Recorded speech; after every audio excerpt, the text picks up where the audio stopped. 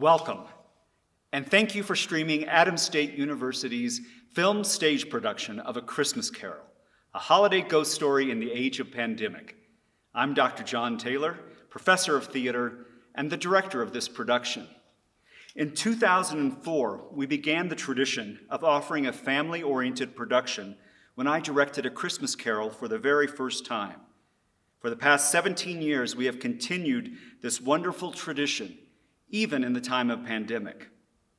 One of the cool aspects of our annual holiday family-oriented production is that in 2008, our program first partnered with La Puente Home, the homeless organization in the San Luis Valley, and partnered also with Valley-wide Health Systems to dedicate one performance from our annual show as a fundraiser for those in need. To date, the Share the Magic event has raised over $670,000 from just 12 evenings of theater over 12 years. For my students, it is a concrete reminder that their education and art can make a difference within their community and help transform the lives of the people that live within that community. For me, A Christmas Carol is truly about transformation. This is my third time to direct this holiday classic, once each decade of the 21st century. As we witness Scrooge's journey from fear to hope, it is at heart a story of personal redemption and, by extension, an opportunity for us all to profit from what we see. It is a story perfect for any day and any place, including as we deal with a worldwide health crisis. The year 2020 into 2021 brought huge challenges for all of us, including those of us in the performing arts world. As we came back to campus for face-to-face classes in the fall of 2020, Adams State Theater chose to view the pandemic not as an obstacle, but as our creative partner. As theater artists, our job, our purpose, is to create theater for our audiences. And if I'm honest, we create it for ourselves as well. To that end, we spent the year practicing COVID safety protocols and producing 5 productions. We began A Christmas Carol in October 2020. In mid-November, we were just 1 week away from filming when our campus went to remote learning, which shut down our production. We came back in January and finished filming in early February 2021. We held our work until this moment, until we can finally present it to you. In adapting Charles Dickens' classic story and directing it as a film stage play, I wanted to include, not ignore, our pandemic challenges. As you will see, our actors practice safety protocols and wear masks, safety first. But as you will see, these protocols are an important part of how we chose to tell this classic story of redemption and transformation. I hope you enjoy our version of A Christmas Carol, a holiday ghost story in the age of pandemic. It is at once a show created for your enjoyment, and it also serves as a chronicle of how our theater program lived, worked, and created during the COVID crisis. Thank you for supporting Adams State University Theater.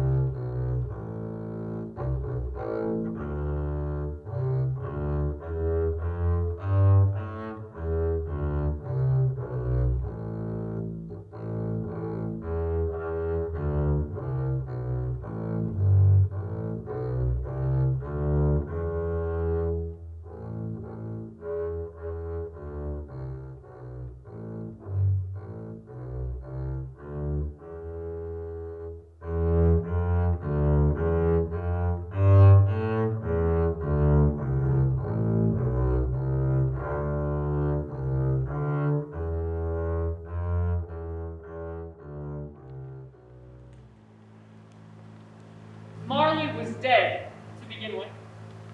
There is no doubt whatever about that. The register of her burial was signed by the clergyman, the clerk, the undertaker, and the chief mourner. Scrooge signed it.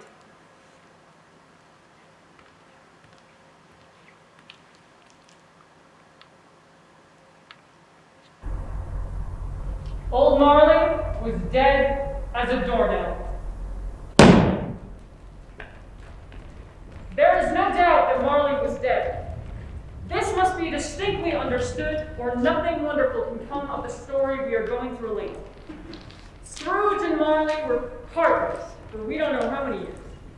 Scrooge was her sole executor, her sole administrator, her sole assigned, her sole residuary legatee, her sole friend, and sole mourner. Scrooge never painted out old Marley's name. There it stood, years afterwards, above the warehouse door. Scrooge and Marley. The firm was known as Scrooge and Marley. Sometimes people new to the business called Scrooge Scrooge, and sometimes Marley. But she answered to both names. It was all the same to her. Oh, but she was a tight-fisted hand at the grindstone, Scrooge. A squeezing, wrenching, grasping, scraping, clutching, covetous old sinner. External heat and cold had little influence over Scrooge. No warmth could warm, no wintry weather could chill her. No wind that blew was bitterer than she. The heaviest rain and snow and hail and sleet could boast of the advantage over her in only one respect. They often came down beautifully, and Scrooge never did. Nobody ever stopped her in the street to say, with gladsome looks, "My dear Miss Scrooge, how are you? When will you come to see me?" No beggars employed her to bestow a trifle. No children asked her when it was o'clock. No woman or man ever in her life asked the way to such and such a place of Scrooge. But what did Scrooge care? It was the very thing she liked, to edge her way along the crowded paths of life, warning all human sympathy to keep its distance. Once upon a time, of all the good days in the year, on Christmas Eve, Scrooge sat busy in her counting room. It was cold, bleak, biting weather.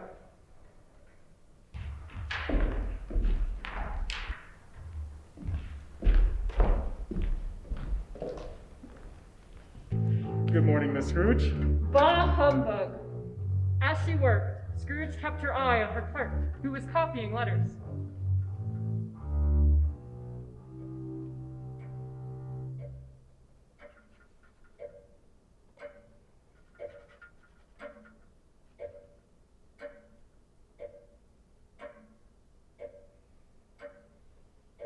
Cratchit gets up from his desk and crosses to the coal bucket. He picks up a large piece of coal and a small one. He plans to put both in the stove. Scrooge glares at Cratchit and clears her throat.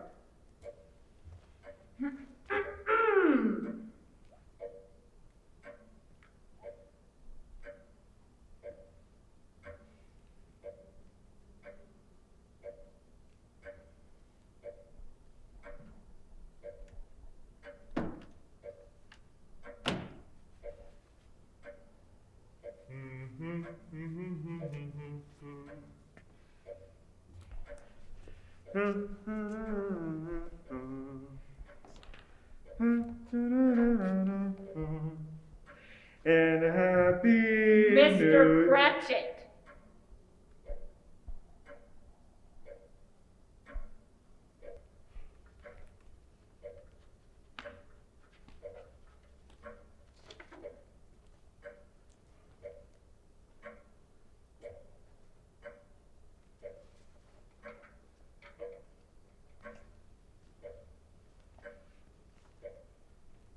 We wish you a Merry Christmas. We wish you Merry Christmas, Aunt. God save you. Fred, bah humbug. Christmas, a humbug? You don't mean that, I'm sure. I do. Merry Christmas? What right have you to be merry? You're poor enough. What reason have you to be morose? You're rich enough. Humbug. Come now, what right have you to be dismal? Humbug. Don't be cross, Aunt. What other way can I be when I live in a world of fools such as this? Merry Christmas out upon Merry Christmas. If I had my way, each person that went about with Merry Christmas on their lips would be boiled in their own pudding and buried with a stake of holly through their hearts. Aunt! Nephew, keep Christmas in your way and let me keep it in mine. Keep it, but you don't keep it. Let me leave it alone then. Much good may it do you, much good it has ever done you. There are many things from which I have derived good, but from which I have not profited. And I dare say Christmas is among them.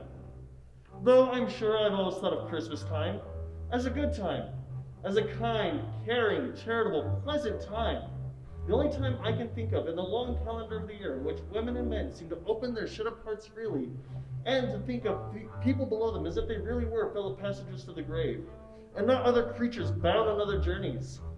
And therefore, Aunt, though it has not put a scrap of gold or silver in my pocket, I believe it has done me good, and will do me good. And I say, God bless it! Bravo! Let me hear another word from you, and you will keep Christmas by losing your situation. My, you are quite the powerful speaker, sir. You should go into politics. Don't be angry, Aunt. Come, dine with us tomorrow. I will see you in hell first. But why? Why do you act this way? I've never understood your behavior. Why do I act the way I do? Why did you get married? Well, because I fell in love. Because you fell in love. Good afternoon. Nay, Aunt, but you hadn't come to visit before that happened. Why use it as an excuse now? Good afternoon. I want nothing of you. I ask nothing of you. Why cannot we be friends? Good afternoon. I am sorry with all my heart to find you so angry. We have never had a quarrel with which I've been a party. But I've made this visit in the honor of Christmas, and I shall keep my Christmas humor to the last. So, Merry Christmas, Aunt. Good afternoon. And a Happy New Year. Good afternoon. Merry Christmas, Mr. Cratchit. Merry Christmas, sir.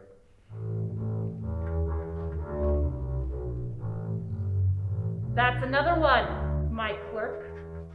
Earning only 15 shillings talking about a Merry Christmas.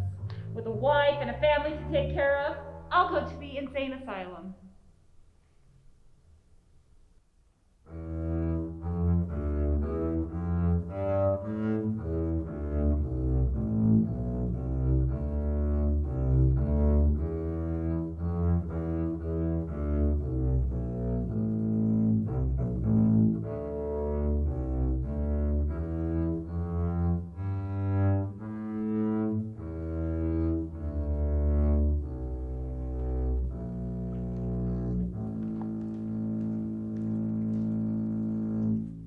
Scrooge and Marley's, I believe?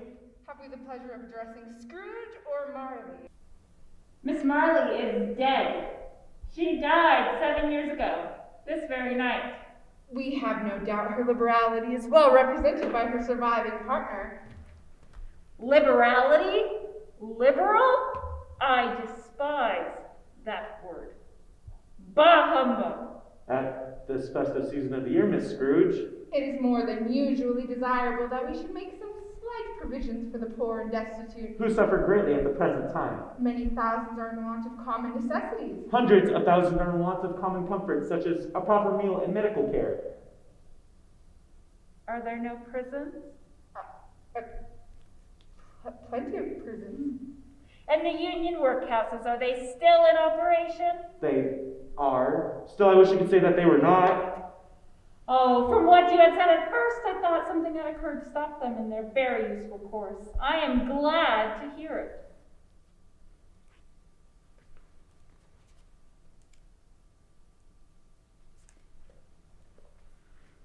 Under the impression that they scarcely furnish cheer of mind or body to the multitude, A few of us are endeavoring to raise a fund to buy the poor some meat and drinks and means of warmth. We choose this time because it is a time of all others when want is keenly felt, and abundance rejoices. Well, what shall I put you down for? Nothing. You wish to be anonymous. I wish to be left alone. And since you asked me what I wish, that is my answer. I don't make merry myself at Christmas, and I cannot afford to make idle people merry. Besides, I help to support the establishments that I have mentioned. They cost enough, and those who are badly off must go there. Many can't go there. And many would rather die. Well, if they would rather die, they had better do it then, and decrease the surplus population. Besides, excuse me, I don't know that. But you might know it. It is not my business. It is enough for a person to be occupied with one's own business. Mine occupies me constantly. Food, shelter, education, healthcare are not free. If you want them, then pay for them yourself, and if you cannot afford them, then you do not deserve them. It is not the goal of society nor government to provide us. Never mind. Good afternoon. If that is the way you see it, Good afternoon. and have a happy holiday.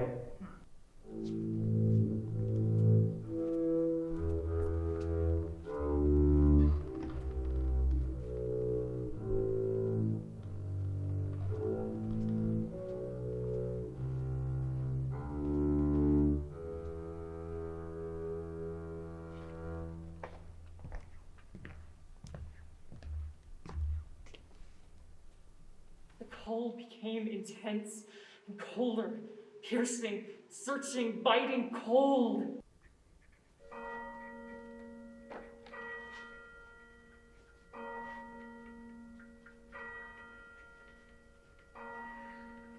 You'll want all day tomorrow, I suppose. If it's quite convenient, ma'am. It's not convenient, and it's not fair. If I were to deduct a half a crown, you'd think yourself ill-used, I'll be bound. And yet you don't think me ill-used for paying a day's wages for no work. Miss Scrooge, Christmas is just one day a year. A poor excuse for picking a person's pocket every 25th of December, but I suppose you must have the whole day. Be here all the earlier the next morning. Bless you, Miss Scrooge. Mary, good evening, Miss Scrooge. Humbug.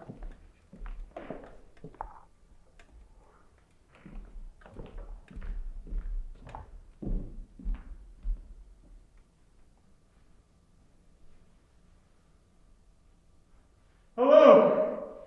Merry Christmas! We wish you a Merry Christmas. We wish you a Merry Christmas. We wish you a Merry Christmas and a Happy New Year.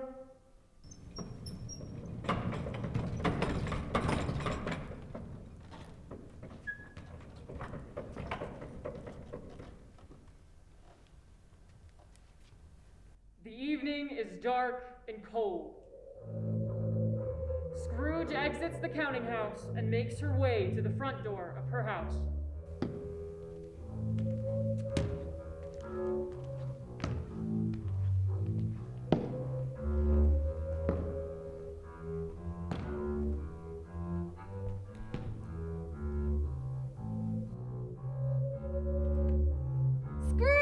Scrooge! Scrooge! Marley?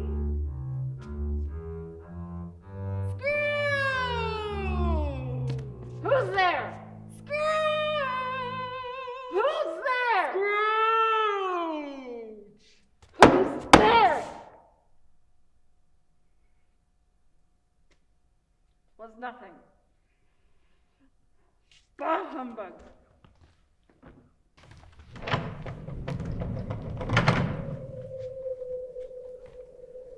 Darkness is cheap, but Scrooge liked it.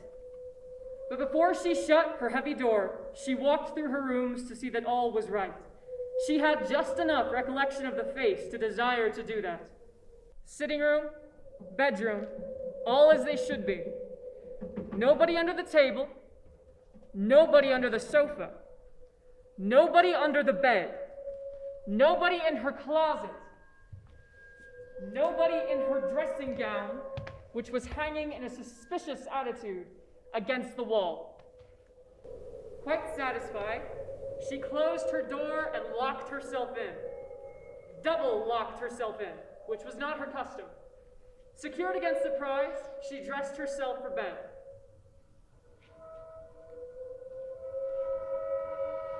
And crawled into her bed.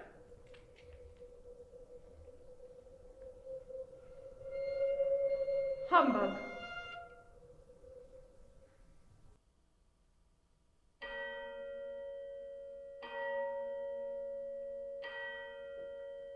Humbug. It's humbug still, I won't believe it.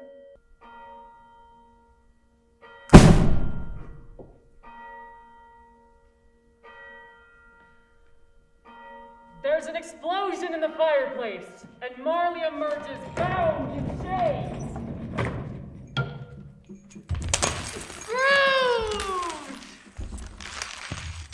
How now, what do you want with me? Much. Who are you? Ask me who I was. Who were you then? In life, I was your partner, Miss Janice Marley.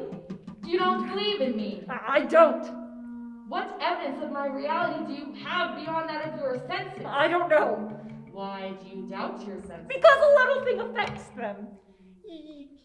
You could be a slight disorder of the stomach, an undigested bit of beef, a crumb of cheese, a blot of mustard, a fragment of an underdone potato. There's more gravy than grave about you, whatever you are. Humbug, I tell you, humbug! Ah! Mercy, dreadful apparition, why do you trouble me? Do you believe in me or not? I do, I must, but why do spirits walk the earth and why do they come to me? It is required of every person that the spirits within her should walk abroad among her fellow beings and travel far and wide. But if that spirit goes not forth in life, it is condemned to do so after death. It is doomed to wander through the world. Oh, woe is me. And witness what it cannot share, but might have shared on earth and turned to happiness. Oh! Now you are fettered, tell me why. I wear the chain I forged in life. I made it link by link and yard by yard. I put it on of my own free will, and of my own free will I wore it. This chain should not be strange to you. You are wearing one as well. Your chain is just as full, as heavy, and as long as this 7 Christmas Eves ago. You have labored on it since. It is a ponderous chain. Old Marley, tell me more, but speak comfort to me, my friend. I have none to give. I cannot rest, I cannot stay, I cannot linger anywhere. My spirit has never wandered beyond the narrow limits or counting house. Mark me, weary journeys lie before me. 7 years dead and traveling all the time? The whole time. You traveled fast? On the wings of the wind. You might have gotten over a great quantity of ground in 7 years.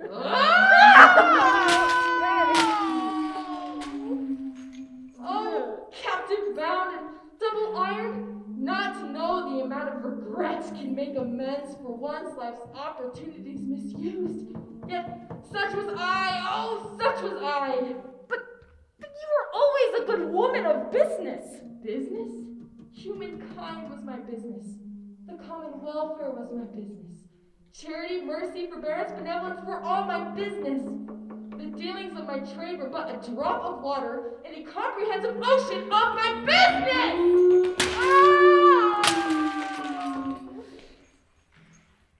At this time of the rolling year, I suffer most. Why did I wander through crowds of people with my eyes turned down and never raise them to the blessed star which led a wise person to a poor abode? Were there no poor homes which light would have conducted me?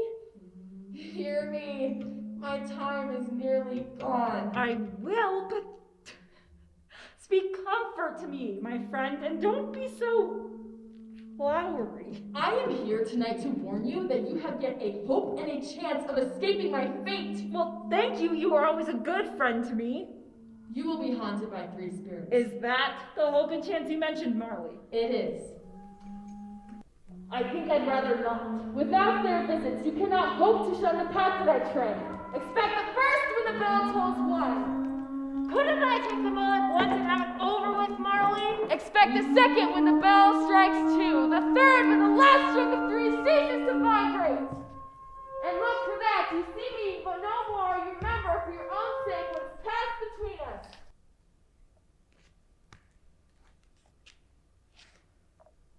Humbug.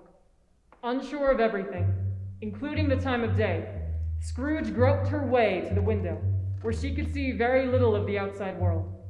All she could make out was that it was still very foggy and extremely cold, and that there was no noise of people running to and fro, making a great stir. This was a great relief. She thought and thought and thought it over, and could make nothing of it. The more she thought, the more perplexed she was, and the more she endeavored not to think, the more she thought. Marley's ghost bothered her exceedingly. Every time she resolved within herself that it was all just a dream, her mind flew back again to its first position and presented the same problem to be worked all through. Was it a dream or not? Suddenly, Scrooge remembered that the ghost had warned her of a visitation when the bell tolled 1. She resolved to stay awake until that hour had passed, and considering that she could no more go to sleep than go to heaven, this was, perhaps, the wisest resolution in her power.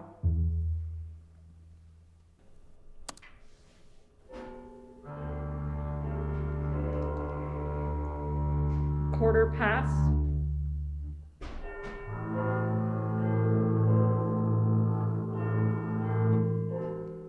Half past.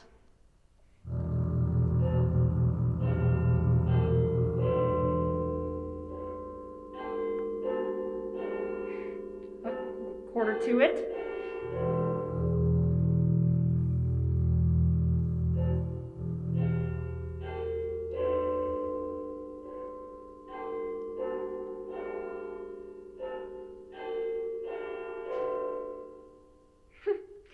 The hour itself and nothing else.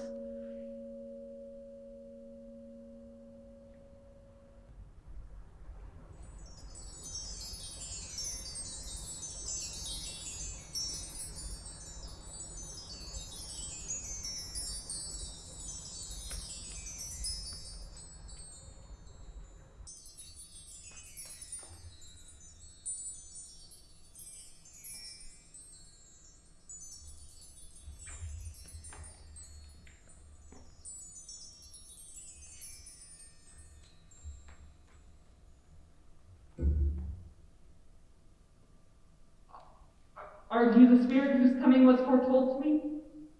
I am. Who and what are you? I am the ghost of Christmas past. Long past? No, your past. Why do you come to my bedroom? What business do you have with me? Your welfare. It is very kind of you to be concerned about my welfare, but I think I'd best be served by a good night's sleep. Your reclamation, then. My reclamation from what? From yourself. Rise and soar with me.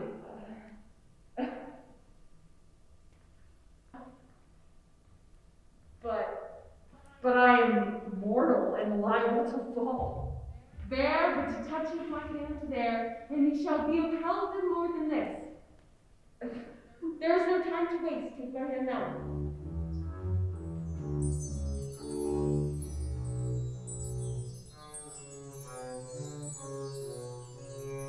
Where are you taking me?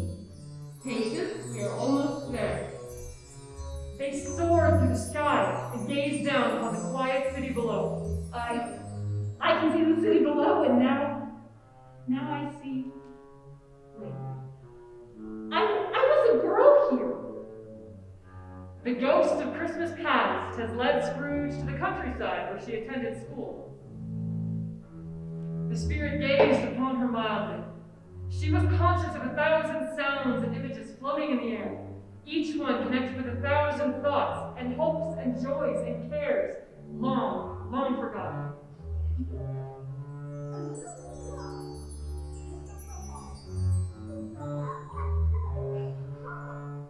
Your lip is trembling. What is that upon your cheek? What is?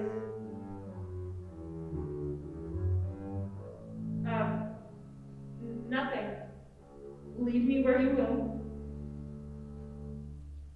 Do you remember this place? Remember it? I could walk it blindfold. Strange. You seem to have forgotten it for so many years. Let us go on.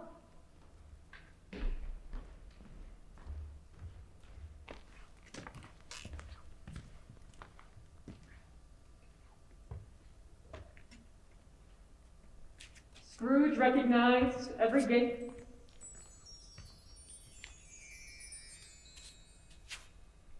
Post.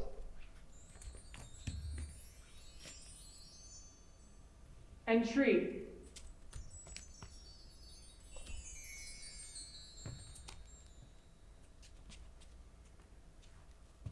The bridge. Church.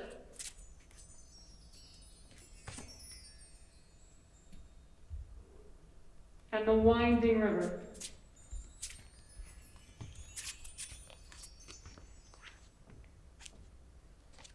Scrooge heard the sounds of girls playing. All these girls were in great spirits and shouted to each other, until the broad fields were so full of merry music that the crisp air laughed to hear it. These are but the shadows of the things that have been. They have no consciousness of us. Scrooge knew and named everyone. Why was she rejoiced beyond all bounds to see them? Why was she filled with gladness when she heard them give each other Merry Christmas as they parted for their homes? What was Merry Christmas to Scrooge? Out upon Merry Christmas. What good had it ever done to her? The school is not quite deserted. Solitary child, neglected by her friends, is left there still. Scrooge said she knew it, I know. and she saw it. Poor girl, I wish. But it's too late now. What is the matter? Nothing. There was just a boy in my shop earlier, and I would have liked to have given him something, that's all. Fan, Scrooge's sister, enters and walks up behind young Scrooge.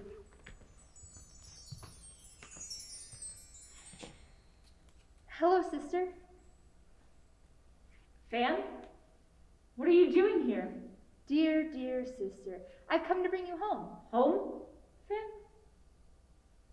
But Father says I have to stay here, that I'm not a serious student, that I've neglected my studies. He says that I have to stop playing and grow up. Home forever and ever. Father has been so much kinder that home is like heaven. Father spoke so gently to me one dear night that I wasn't afraid to ask him once more if you make him home. He said, yes, you should. And he sent me in a coach to bring you. But he doesn't love me. I told him he can never treat you badly again. And he agreed you were never to come back here. But we're together for Christmas and to have the merriest time in all the world. Oh, Fan, I'll never forget this moment for as long as I live.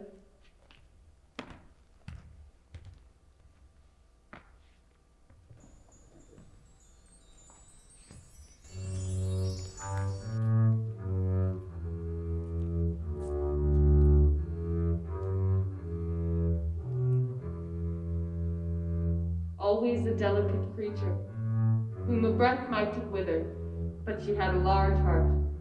So she had She You're died right. a woman and had, as I think, children. one child. True, your nephew. Yes.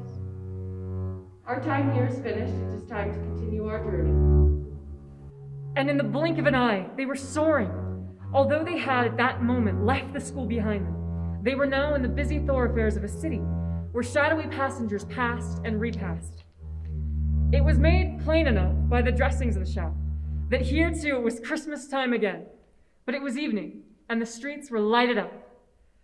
The spirit stopped at a certain warehouse door and asked, Scrooge, do you know this place? Know it. I was apprenticed here. This is Fezziwig. Yo-ho! Fezziwig? Alive again? Yo-ho there, Miss Scrooge. Yes, Mr. Fezziwig. It's 7 o'clock. I suppose you want all day tomorrow? If it is quite convenient, sir. Do you think it's convenient? Well, Mr. Fezziwig, Christmas is only one day a year. And so it is. So, no more work tonight. It's Christmas Eve and I have a surprise for you. What is it? You shall see. You shall see. I promise you will be very happy. But now, let's have the shutters up before a person can say, Jack Robinson, hilly-ho! Clear away, my lass, and let's have lots of room here so we can dance. Yo-ho, Miss Fezziwig! Where are my beautiful daughters? Let's have a party, serve our best wine. Musicians prepare to play. Why, it's almost Christmas. Let us celebrate our many friends and all the blessings we share. Yoo-hoo, Mr. Fezziwig. Oh, Miss Fezziwig. Oh.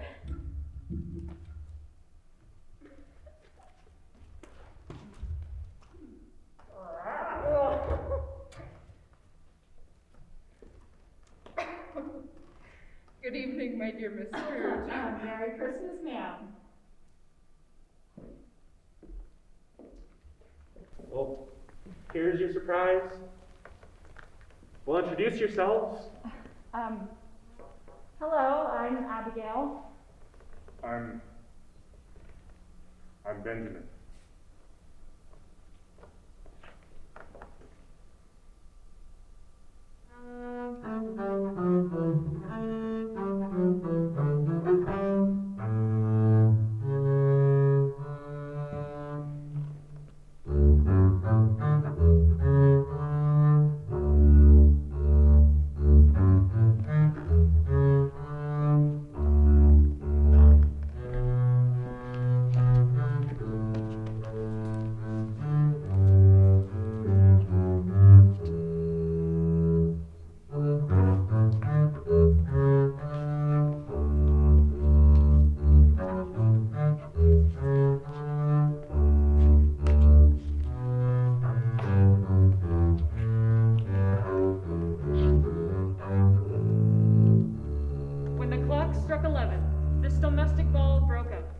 Mr. and Mrs. Fezziwig took their stations, one on either side of the door, and shaking hands with every person individually, and wished each a Merry Christmas. Everybody had retired but the young Scrooge and Benjamin. It's good to finally meet you, Abigail. I hope that we can dance again. She gives him a tender kiss on the cheek and leaves. Abigail watched him go. She has never felt like this before. She's in love. Ben, don't go. Do you miss him? It has been so long since I've danced, since I felt Happy? Well, the party is over. This party. Such a small matter to make these silly folks so full of gratitude. Small? Why? Is it not? He has spent but a few pounds of your mortal money, 3 or 4 perhaps. Is that so much that he deserves praise from his employees? it isn't that, Spirit. It isn't that. It's the happiness he gives. He can make our service light or burdensome. The happiness he gives is as quite as great as if it cost a fortune. What is the matter? Nothing. I would just like to say a word or two to my clerk just now, that's all. My time draws short. Quick. This was not addressed to Scrooge, or to anyone whom she could see, but it produced an immediate effect. The ghost of Christmas past and Scrooge find themselves in a park, for again, Scrooge sees herself. She was slightly older now. There was an eager, greedy, restless motion in her eye, which showed the passion that had taken root, and where the shadow of the growing tree would fall. what happened to me, I would change. She was not alone, but sat by the idealistic Benjamin, in whose eyes there were tears. It matters little. To you, very little. Another idol has replaced me. And if you can cheer and comfort you in time to come as I would have tried to do, I have no reason to feel badly. What idol has replaced you? A golden one. See, this is the problem with the world. People look down on those who are poor, yet they condemn those who dream of wealth. There's more to this world than just money, and that is what scares you. What? You fear the world too much. I've seen your hopes and dreams die off one by one as you become consumed by your own desire for riches. But even then, your fear would allow you to enjoy the rewards of your hard work and to enjoy life. What then? What then, Ben? I have grown up. I now understand the world better than you. You still believe it is full of possibility and goodness, and I know it is a dangerous and frightening place. And a person's only security is in self-assurance and a strong bank account. I may have grown wiser, but that doesn't change how I feel about you. Our marriage contract is an old one. It was made when we were both poor and content to be so until we can prove our position in life by our patient work. You have changed. When we met and fell in love, you were another woman. I was a girl. I love the girl you once were, but not the woman you've become. And I know I cannot make you happy. Ben, I release you from your commitment to me. have I ever sought release? In words, no. And what then? In a changed nature, in an altered spirit, and everything that made my love of any worth and value in your sight. Tell me, if we met for the first time today, would you still seek me out and win me now? I think not. You think not. Heaven knows I would gladly think otherwise if I could, but you would. You couldn't love a poor man like me. Why not? Because there's no profit in it!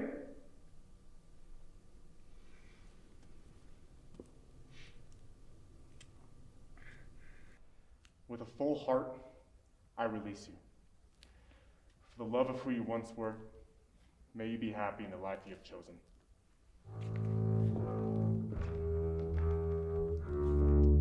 Spirit, why do you show me no more? Conduct me home. Why do you delight to torture me?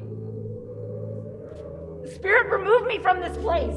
I told you, these were the shadows of the things that have been. Spirit, that they are what they are. Spirit, Do not blame me.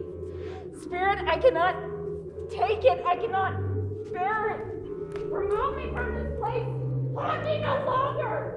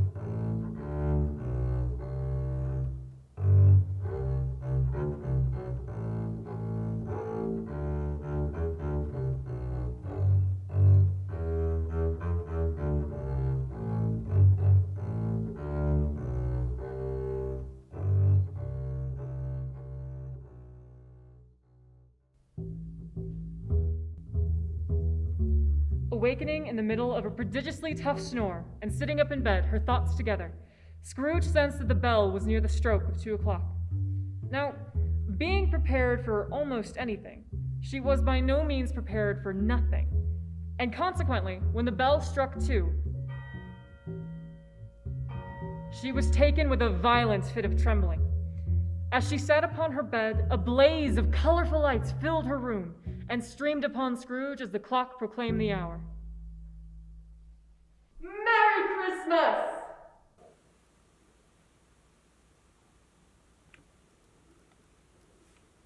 Feliz Navidad!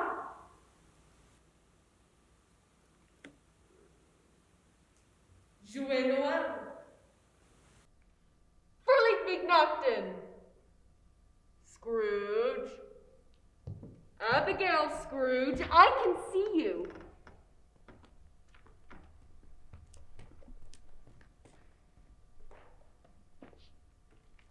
Boo-ba! Ha ha! You don't need to hide from me. Are you the second spirit who is to visit me tonight? I'm here to take you on a journey. Come out to know me better. I'm the ghost of Christmas present. Look upon me, you've never seen the like of me before. No, never, but conduct me where you will. I went forth earlier on compulsion, and I learned a lesson which is working now. If you have anything to teach me, let me profit by it. Touch my robe.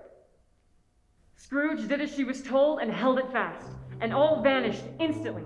They traveled briskly through the sky, over the city. They stood in the city streets on Christmas morning. There was nothing very cheerful in the climate or the town, and yet there was an air of cheerfulness abroad that the clear summer air and brightest summer sun might have endeavored to diffuse in vain. The sight of these poor revelers appeared to interest the spirit very much, for he stood with Scrooge beside him, holding a very uncommon kind of torch. For once or twice, when there were angry words between some persons who had jostled each other, he waved his holly sprig over them, and their good humor was restored directly. For they said, "It is a shame to quarrel upon Christmas Day." And so it is. God love it, so it is. Bless you, and have a joyous Noel. There are some upon this earth of yours who lay claim to know us spirits, who do their acts of passion, pride, ill will, hatred, envy, bigotry, and selfishness in our name, who are as strange to us and all our kith and kin as if they had never lived. And perhaps it was the pleasure the good spirit had in showing off this power of his, or else it was his own kind, generous, hearty nature, and his sympathy with all poor humans, that led him straight to Scrooge's clerk.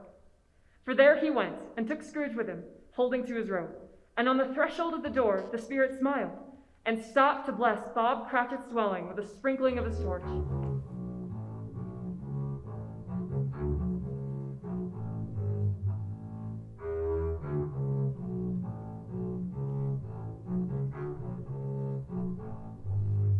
What has ever got your precious father then? And your brother Tiny Tim and Martha weren't as late last Christmas Day by half an hour.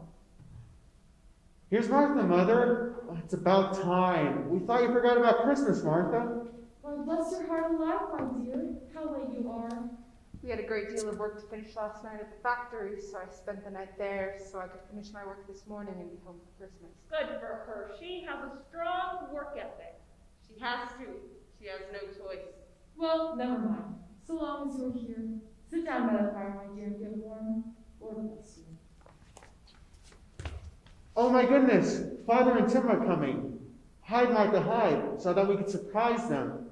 So Martha hid herself, and in came Bob, the father, with at least 3 feet of scarf, exclusive of the fringe, hanging down before him, and his threadbare clothes darned up and brushed to look seasonable, and Tiny Tim behind him. Alas for Tiny Tim! He bore a little crutch, and had his limbs supported by an iron frame. Merry Christmas, my family. It is a blessing to be together. Why, where's our Martha? I'm afraid she has to work at the factory.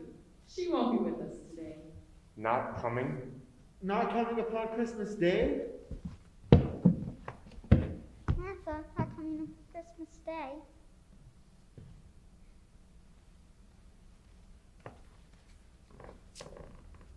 Martha? Merry Christmas, Tim. And how did our little Tim behave? As good as gold and better. Somehow he gets thoughtful sitting by himself so much and thinks the strangest things you ever heard. He told me, coming home, they hoped people saw him in the church because he was sick and it might be pleasant to them to remember upon Christmas Day. He made lame beggars walk and blind men see. I don't know how he does it. My dear, we must be strong for him and not let him know our fear. We may not know what will happen tomorrow or the next day, but let's celebrate this Christmas Day. Tiny Tim moves across the room and falls. Mara is going to help. I like his attitude, good boy. Peter, our Christmas goose is ready. Please go get it and bring it to the table. Mother, I'm sorry I wasn't here to help prepare it. That's all right, Martha. In these tough times, we each have our jobs to do. There never was such a goose. I have never seen such a marvelous goose. Why are they so happy? That goose is so small. That is hardly a holiday meal for a family. Its tenderness and flavor, size and cheapness, were the themes of universal admiration. Merry Christmas to us all, my dears. God bless us. God bless us. Spirit, I didn't know that the Cratchit's young boy was sick. Tell me, will Tiny Tim live? I see a vacant seat in the poor chimney corner, and a crutch without an owner, carefully preserved. If these shadows remain unaltered by the future, the child will die. No, Spirit, there must be another way. If these shadows remain unaltered by the future, none other of my race will find him here. What then? If he be like to die, he better do it and decrease the surplus population. Food, shelter, education, and medical care are not rights. If you want them, pay for them yourself. If you can't afford them, you don't deserve them.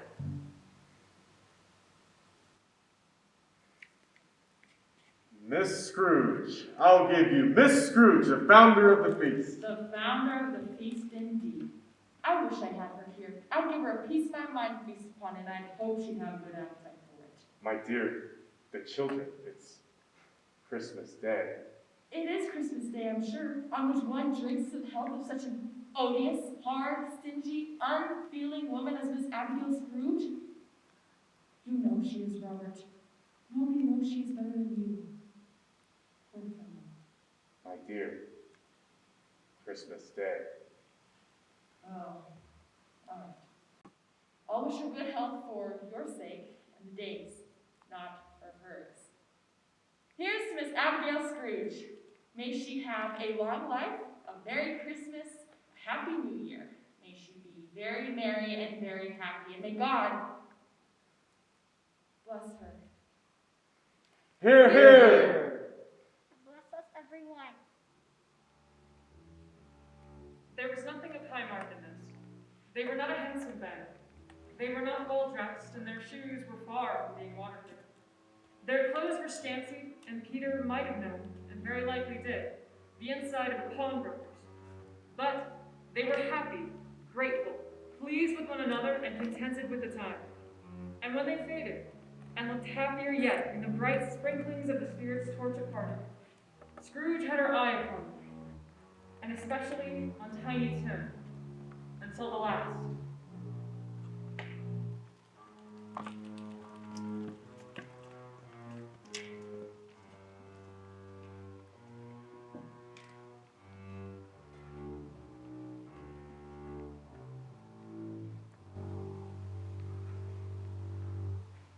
It was a great surprise to Scrooge, while thus engaged, to hear a hearty laugh.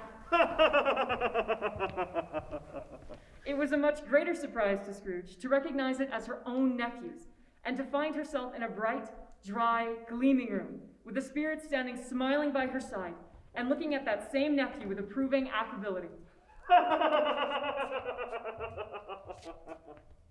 If you should happen, by some unlikely chance, to know a man more blessed in a laugh than Scrooge's nephew, all I can say is, I should like to know him too.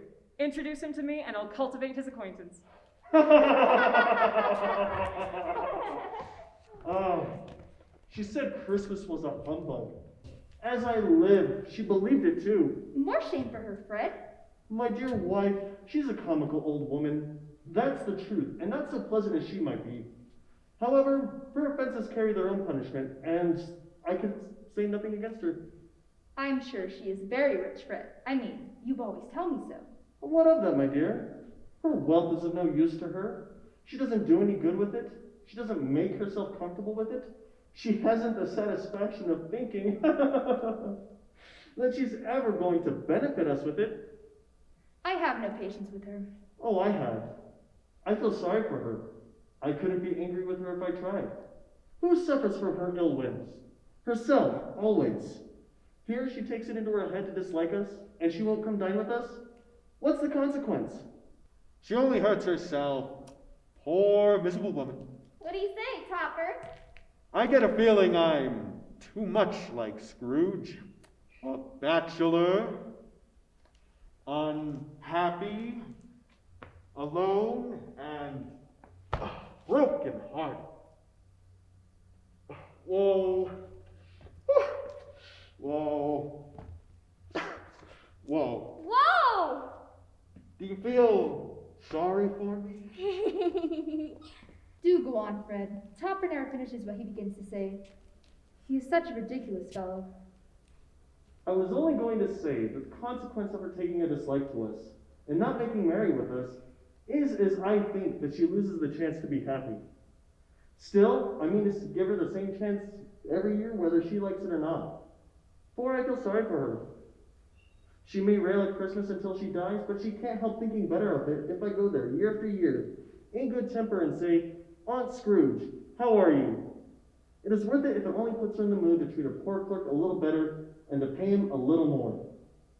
I want to have fun. Let's play a game. What should we play? Here's a new game. 1 half-hour, Spirit, only one. Is everyone ready? It is called Yes and No. I am thinking of an animal. Is it alive? Yes? Is it a cute puppy dog? No. Is it a horse? No. An ass. Well, no. A rabbit? No. A bear. Bearish perhaps, but no. Is it agreeable? No. Disagreeable? Yes. Is it nasty? Oh, yes. Growls and grunts. Yes. What can it be? Lives in the city. Yes. Makes money. Yes. I got it. I know what it is, Fred. I know what it is. What is it? It's your Aunt Scrooge. Right you are. It is Aunt Scrooge.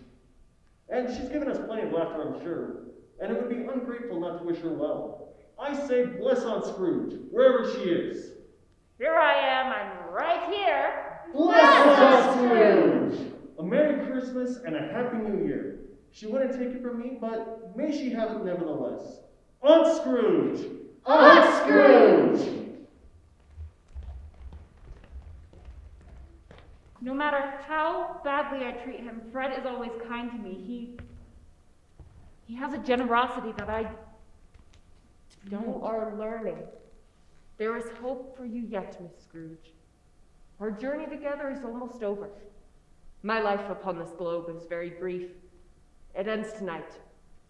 Before I go, I have one last sight to show you. Behold. Look into my light and tell me what you see. Spirit, who are they? They are societies, and they cling to me. This child is ignorance. This one is want. Beware them both, for on their brows I see that doom is written, lest the writing be erased. Deny it. Slander those who tell it to you. Ignore their suffering and use it for political purposes, you will make it worse. Despair is the future. But have they no families or someone to take care of them? Are there no workhouses? Are there no prisons? Why educate them when we can imprison them? And if they can't afford food or medical care, then they don't deserve it. Shame on society if it ignores their suffering. Woe. Woe is the future of man if these conditions do not change.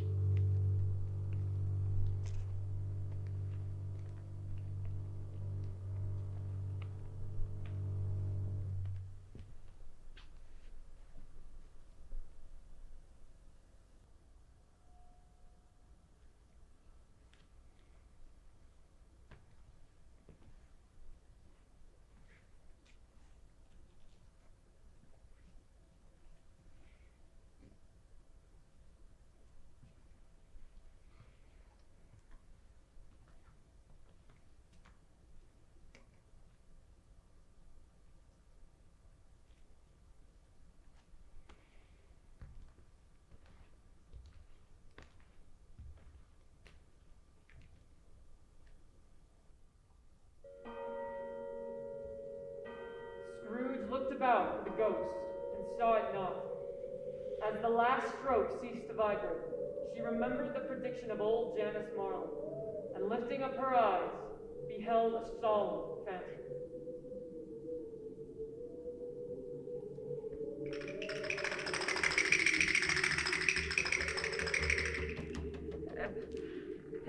Am I in the presence of the ghost of Christmas yet to come? You are about to show me the shadows of the things that have not happened but will happen. Is that so, Spirit? Scrooge feared the silent shape so much that her legs trembled beneath her, and she found she could hardly stand when she prepared to follow. Scrooge was all the worse for this, as its ghostly eyes fixed intently upon her.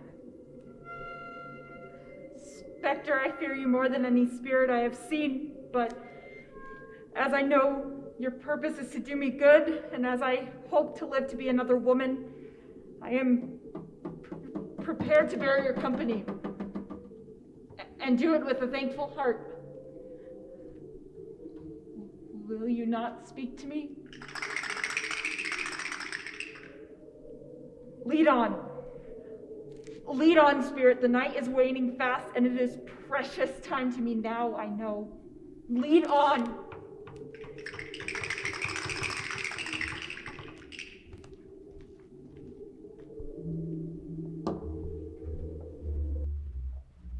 No, I don't know much about it either way. I only know she's dead. When did she die? Last night, I believe. Why? What was the matter with her? I thought she'd never die. God knows. What has she done with her money? Left it to her company. She hasn't left it to me, that's all I know. It's likely to be a very cheap funeral, for upon my life I don't know of anybody to go to it. Suppose we make up a party and volunteer? I don't mind going if a lunch is provided, but I must be fed if I'm to attend. Quiet and dark, beside her stood the phantom with its outstretched hand. Spirit, I don't like what I've seen. The future is dark and without kindness.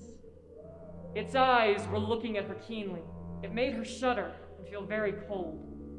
While I don't want to see more, point to where I must go to see what must be seen. They left the busy scene and went into an obscure part of the town where Scrooge had never been before, although she recognized its situation and its bad repute.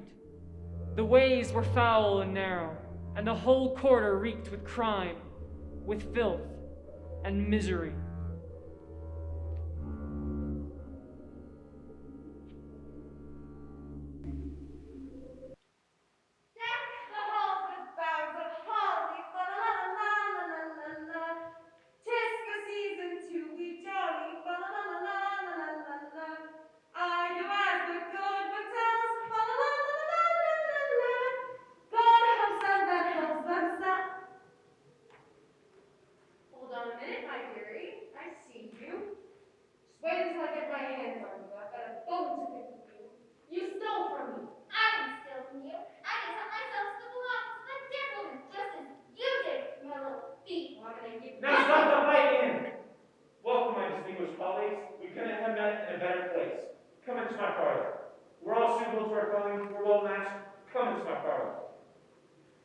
Charwoman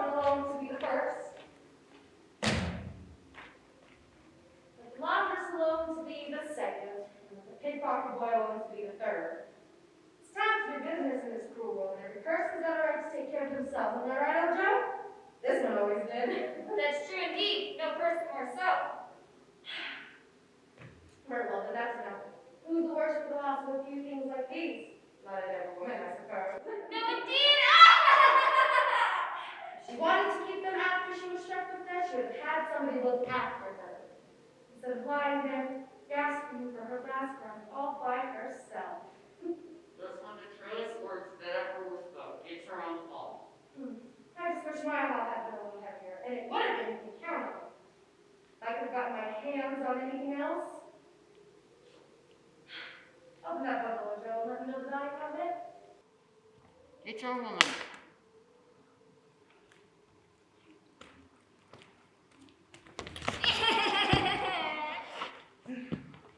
Children first, because there ain't no ladies here. There's your count, and if you ask for another sixpence, and I'd be worth nothing it. Who's next?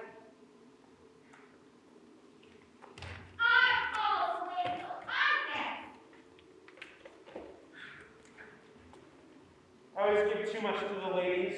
It's a weakness of mine, and that's the way I ruin myself.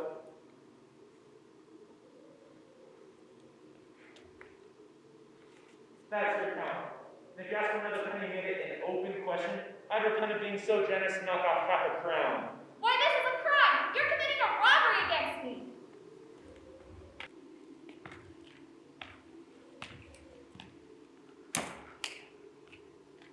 What do you call these, bed curtains? Bed curtains. You don't mean to say you took them down. Rings and all with her lying there? Yes, I do. Why not? You were born to make your fortune, and you'll certainly do it. Don't worry, old Joe. I certainly shan't hold my hand back. Not when I can get anything in it by reaching out. Ah! Don't worry the blanket now. Her blankets.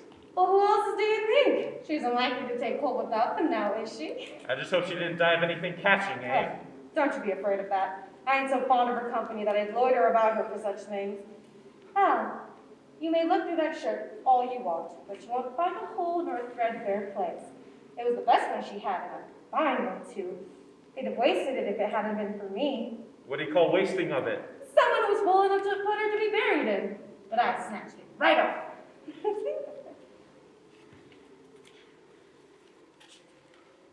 This is the end of it, you see. She frightened us away when she was alive, only to profit us when she was dead. Deck the halls with flowers of holly, fa la la la la la.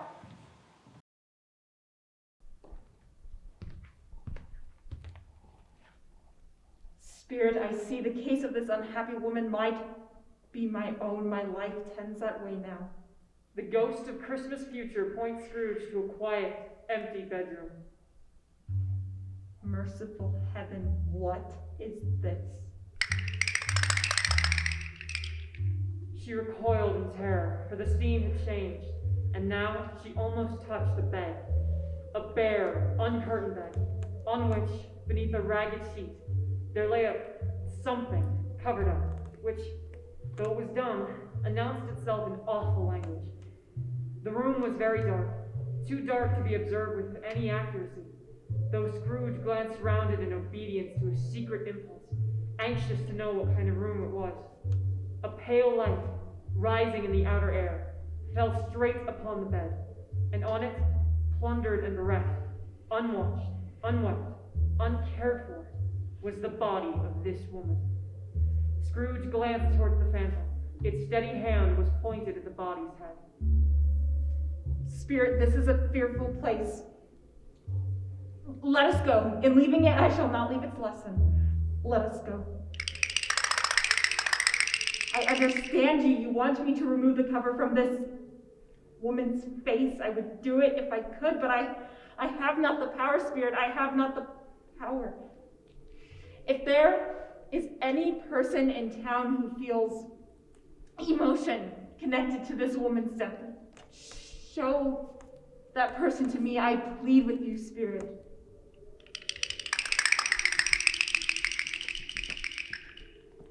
James? Is it good or bad?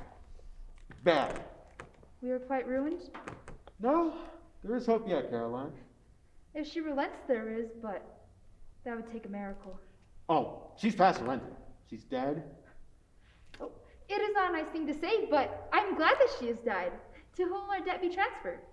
I don't know, but before then we should be ready with the money. Even if we're not, no other creditor will be as heartless as she was. We may sleep tonight with light hearts, Caroline, because she's dead. We have hope.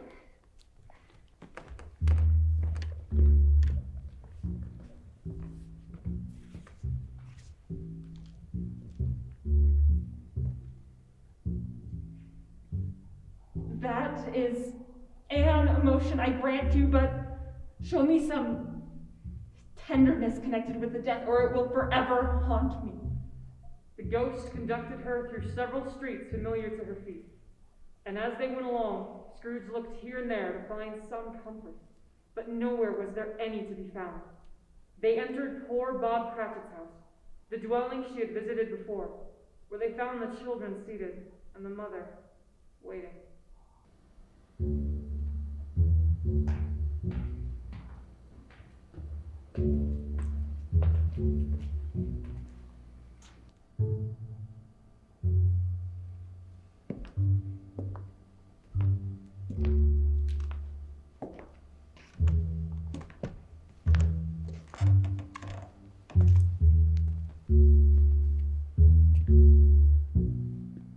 Sunday? You went today then, Robert? Yes, my dear. I wish you could have gone. Would have done you some good to see how green a place it is, but you'll see it often.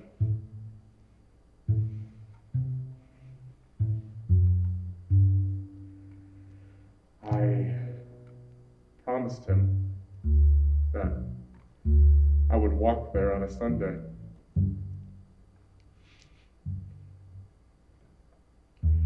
My child. My little child.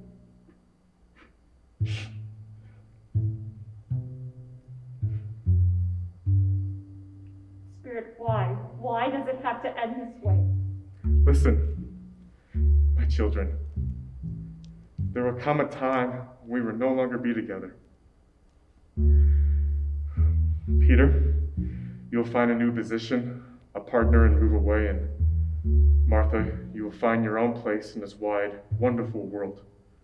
Wonderful? I don't understand. How can he be so... But, however, and whenever we part from one another, I am sure we shall none of us forget Tiny Tim. Shall we? Or this first parting that there was among us? Never, Father. And I know, my dears, that when we recollect of how patient and how mild he was, although he was a little child, we shall not quarrel easily among ourselves and forget poor Tiny Tim in doing it. No, never, Father. I am very happy. I am very happy.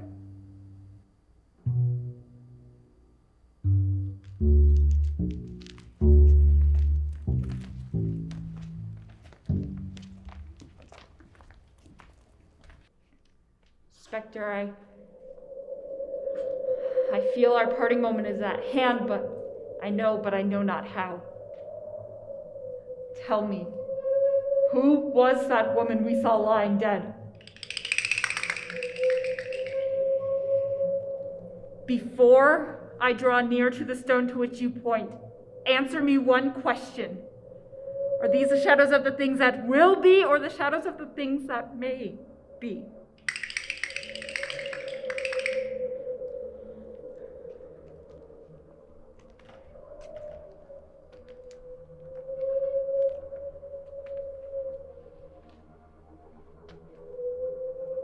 Abigail, Scrooge. Am I that woman we saw lying dead? Why show me this if I'm beyond all hope? I am not that person. I O good spirit, assure me that I may change these shadows you have shown me by transforming my life. Oh, I will honor Christmas in my heart and try to keep it all the year. I will live in the past, the present, and the future. The spirits of all three shall live within me. Oh, hear me, spirit! Spirit runs towards the spirit and attempts to grab the ghost of Christmas's gown as the ghost of Christmas future disappears into the ether.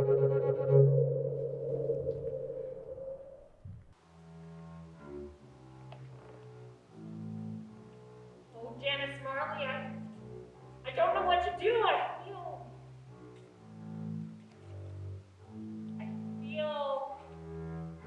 I feel as light as a feather. I feel as happy as an angel. I feel as giddy as a new bride.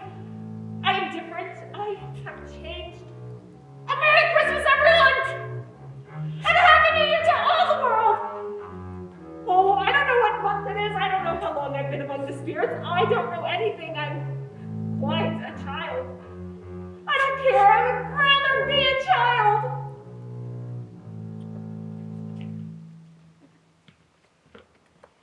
What's today?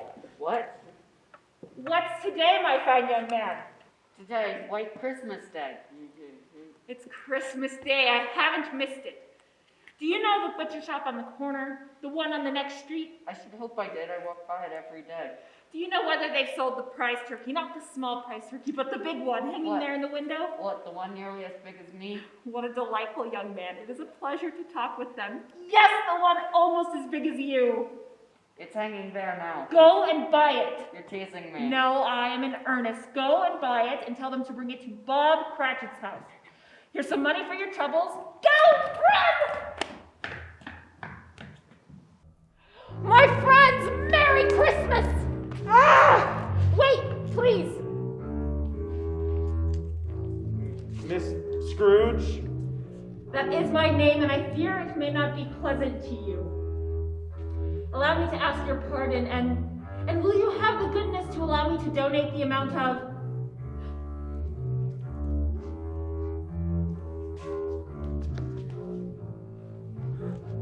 Lord bless me! My dear Miss Scrooge, are you serious? If you please, and not a penny less. A great many back payments are included in it. Will you do me that favor? My dear madam, I don't know what to say to such generosity and liberality. Me? Liberal? Why, yes, I am! Don't say anything, please. Will you come and see me? We will. I am much obliged to you. I thank you 50 times. Bless you.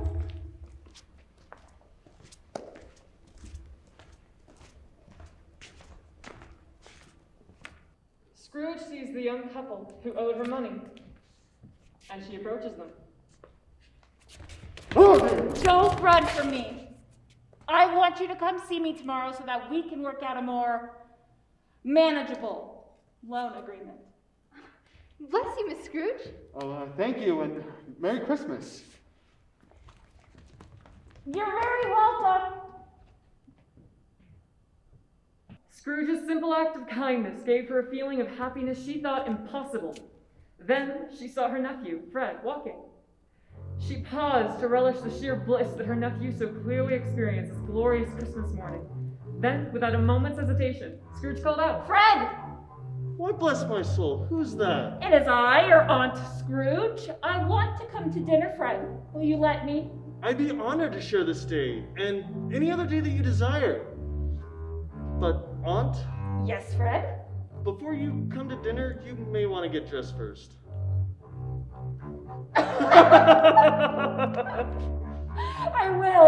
I will do that, but first I have one very important stop to make. Oh, Fred!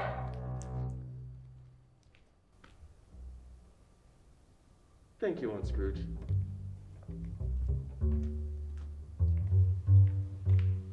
Hello. What do you mean by staying home today and missing work? I'm very sorry, Miss Scrooge, but we agreed I wouldn't work of all days on Christmas. Mr. Cratchit, you will work today or you will lose your... No! It's only once a year, ma'am. I will be with my family on this day. Now I'll tell you what, my friend. I'm not going to stand for this sort of thing any longer, and therefore, I am going to raise your salary. A Merry Christmas, Bob. A merrier Christmas than I have given you for many a year. I will raise your salary and endeavor to assist your struggling family. Now about your son. Tim, is he...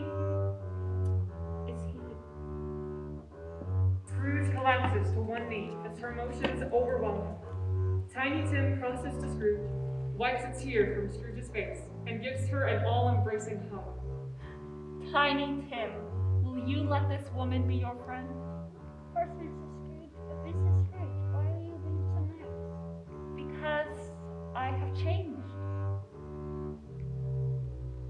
I have changed. Scrooge was better than her word. She did it all, and infinitely more. And to Tiny Tim, who did not die, she was a second mother. She became as good a friend, as good a person as the good old city knew, or any other good old city, town, or borough in the good old world. Some people laughed to see the change in her, but she little heeded them, for she was wise enough to know that nothing ever happened on this globe for good, at which some people did not have their fill of laughter in the beginning. Her own heart laughed, and that was quite enough for Scrooge. May that truly be said of us, all of us. And so, as Tiny Tim observed, Bless us, everyone. God bless us, everyone. Until we can be together again, let us each remember to be a light for all.